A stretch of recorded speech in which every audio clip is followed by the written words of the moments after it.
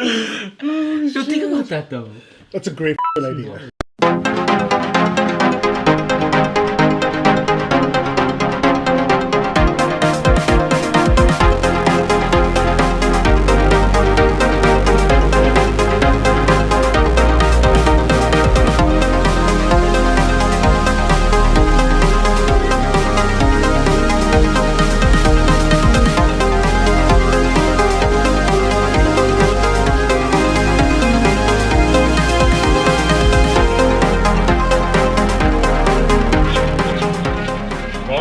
Curiosity Public. I'm Dutch. Jules here. Diro des. Dozo. And welcome to another... I don't even know what to do anymore.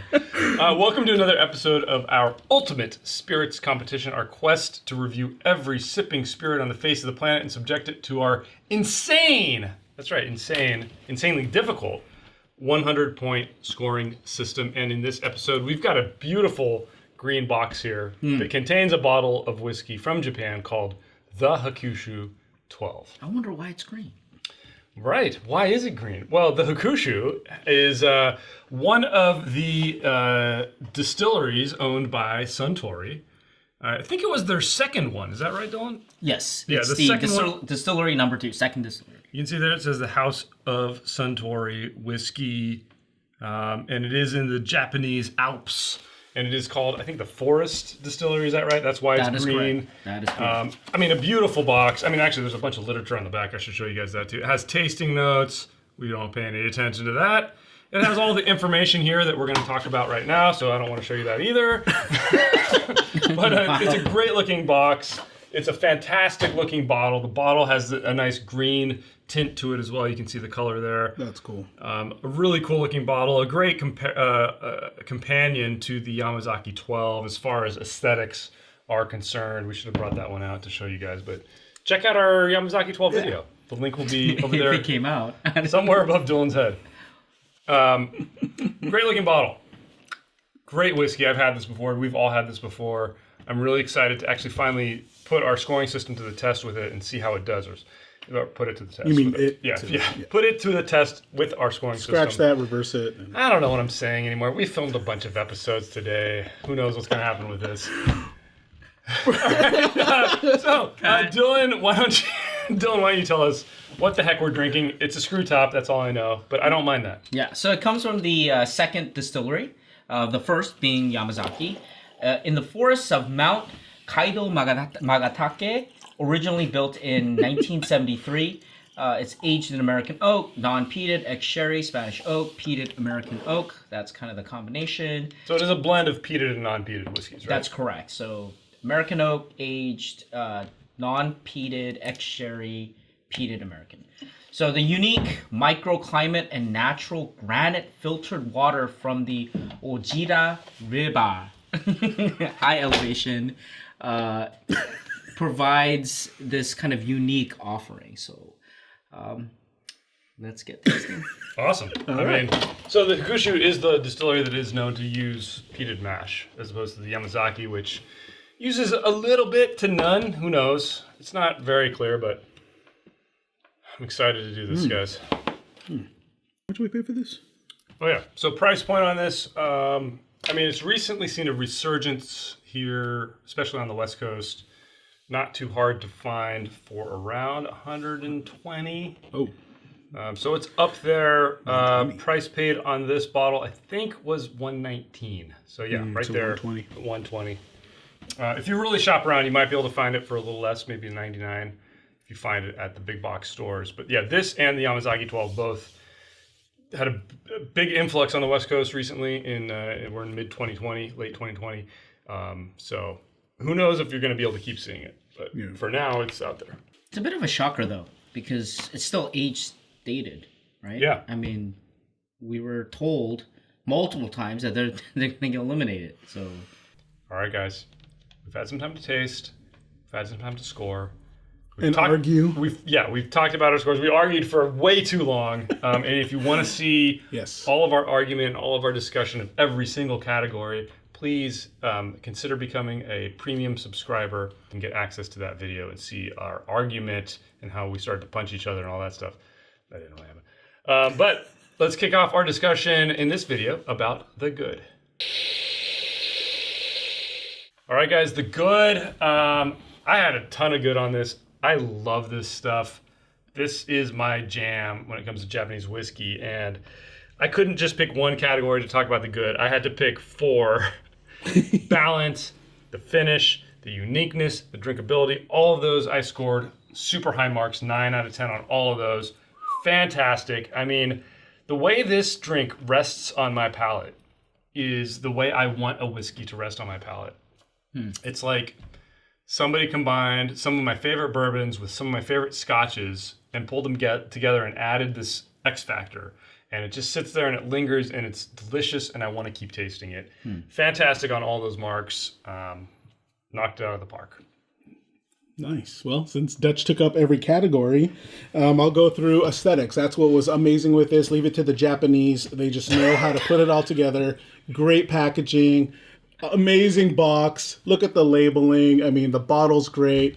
Knocked it out. 5 out of 5. Perfection. This is just Japanese at their best art. Okay, so let's actually talk about the juice. I gave 9 out of 10 on the aroma. I actually was. I'm always amazed by kind of the variety that I get here. I kind of divide. It's similar in the flavor as well. I divide it into like 3 categories. The fruit, which is a lot of. It's never like the cooked fruit. It's never the stewed fruit. It's always the ripe fruit, or sometimes a little young fruit. I mean, it's like this bouquet, and then I get that little peat to cut through, and it's not overwhelming, which is really nice. And then I get like the kind of the edible flowers. Those are the things, and I would have given it like if it was just that, I would have given it like a 7 or an 8. The reason why I gave it a 9 is because it's all kind of in a nice balance presentation. And one doesn't like overwhelm the other, and that's what I really liked. It's really pleasant. I could sit here and nose this all day long. All day? Yep. I don't know if you would do it all day. Great juice, despite what Jules says. Let's move on to the bad. Okay, guys, the bad, not a lot of bad for me to talk about. I already made that pretty clear. Probably the lowest thing I scored it on was the aroma. And that's not to say that I got bad flavors in the aroma. There were a lot of really good flavors. I mean, everything Dylan got. I got apple, I got brine, I got grape, I got a light oak. Here's the problem though, it just was turned down really low. I really had to sit there and study it. Man, if this was just cranked up a couple of notches on the aroma, it would have been out of the park. But I'm nitpicking here. Aroma was probably the lowest category for me. Nope, not only was the aroma turned down low, but the flavor was turned down low. We scored it the same on aroma, by the way. Yeah. 7 out of 10. But I'm just saying description-wise, flavor 14 out of 20. I mean, it really like I said earlier, I was stuck in an herb garden and I didn't know what else to smell. It's just I'm stuck in the grassy earth. I couldn't get out of it. I wasn't getting any of the fruit that these guys He's eating all the mushrooms. I did. And the poison ivy. And walk by some incense because there's some peat out of there. But that was pretty much it. Again, if you like the grassy herbaceous jam, that's all good. Go for it. It just wasn't for me. I was so heavily focused on that. I got lost with everything else. I feel like you drank gin. I agree. What you're describing is gin. This is not gin. No. Okay, I'm sorry, but this is not gin. This is what I got. I mean, I will say that in terms of the aroma, I obviously disagree with Dutch. Dutch has hyposmia, and therefore, I mean, what are you gonna do, right? For me, the bad is actually the body, and this always has been my criticism of Japanese whiskeys. A lot of the offerings, I mean, this is always like 6 to 7 in terms of my score out of 10. It's thinner. I mean, yes, I can get the flavors if I keep, drinking it, and I mean, it's pleasant. But some of what I want is this cranked up higher proof. And Dutch actually said during our kind of discussion, he would love to see this at 100. I agree with that. Yeah. At the very least, incredible. 100. Can we get it at 132? I mean, like, hey, come on. I don't know about that. But yeah, that's where it lacks. I mean, I have to say that the body is not as great. I feel like even at like 96, right? Just 10, add 10 proof. I feel like even that high, we'd get so much more out of this. All right, guys, fun discussion. Let's move on to value. All right, guys, what would you pay for this bottle? Yeah, that's easy. I would pay, we've seen a lot of 12 years. And, some are below 40, some are in the 50s, and I would say... For Japanese whiskey? No, I'm saying 12 years... In general. Like, Okay, in general. Okay. And you'll get it into the 60s, 70s. I would say right now, the way it is, I would like to pay $70. I would love to pay $70. For me, that is kind of the sweet spot. That's why I gave the value a 2. It's not even in the middle for me. This is insane. Like if I were to take if I were to look at all of the secondary market prices, it is absolutely ridiculous, and I'm not paying that. I'm sorry. I'd pay $70. I'd pay maybe $80, but man, above that, I start to it starts to hurt. Jules? I would go I'd go to the 80s to 90s. I would even go as high as 100. Yeah. Only because it's got to cross the Pacific to get out here. So, you got to include shipping costs and customs. But above that, and certainly in the secondary flipper market, forget it. It's not it's not worth it. Yeah. So. Yeah, I mean, I would, if this was a $60, $70 whiskey, I would knock out, no problem. I would have a bunch of them. But what's your high? Honestly, the way it's priced right now, $119 is where I was able to find it. I did get a backup. I got 2 backups, to be honest. Not my favorite price to pay for them. But the reason I did that was because, the rumor is we're not going to be able to get this anymore. Right. So I did get them. I don't think that's a good price for it. You're right. This is a $70, $80 whiskey at its top end. Yeah. Given the scarcity and how hard it is to find and how much I like it, I'm willing to pay up to 120. I scored it at a 3 for value, so same as you. Yeah. It's not a great value, but if you like this flavor profile and you can find it at around 100 to 120, you're not going to regret it necessarily, but you will wish it was lower. Yeah. Right. We all agree with that. I agree with that. True. All right, guys, great discussion. Let's get to our scores. And we do have a 100-point grading system across 10 different categories that include aroma, flavor, body, complexity, balance, finish, uniqueness, drinkability, aesthetics, and value. Now, we do weigh flavor at double compared to most categories and aesthetics and value by half. All right, our scores. I gave this a very appropriate gold at 82. I gave this a market correction score of 71. Crazy. I gave it an 81.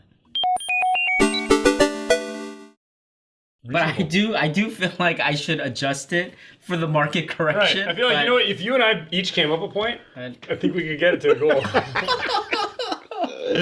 Terrible. Oh man, I'm sorry. I personally think it's an 81. So. Of course. If you just include your guys' score, everybody gets a gold. What kind of competition is this? Dude, no. No. Hey guys, the most brutal scoring system in the world, and we do love that. Even though I love this, we do love it. Pains me to give it its final score in the Curiosity Public Ultimate Spirits Competition. Score for Hakushu 12-year is a 78. A very, very, very high silver. Hi-ho silver. It should have been a gold. No. I hate you, Jules. No. Wow. But, this is not gold. That's why we would do what we do. You know what, guys? You got to have a varied panel when you're reviewing things because everybody has a different take on things. Yeah. And we take that all into consideration. And Jules, please take us out. Tell us what you guys think in the comments below. Hit that thumbs up.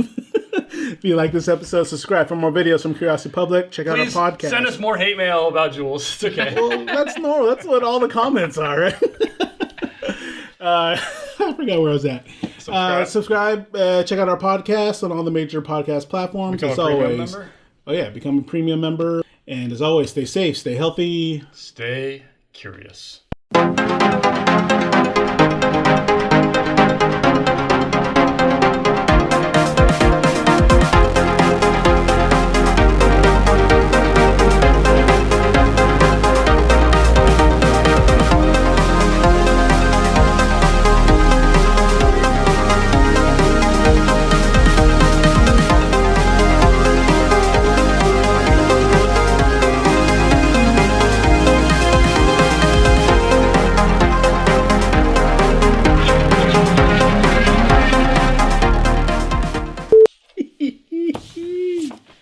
mark a correction, my ass. Know it. Wow. So good. It's so good. I think he was put off by the peat. It's- I personally think that's the key thing.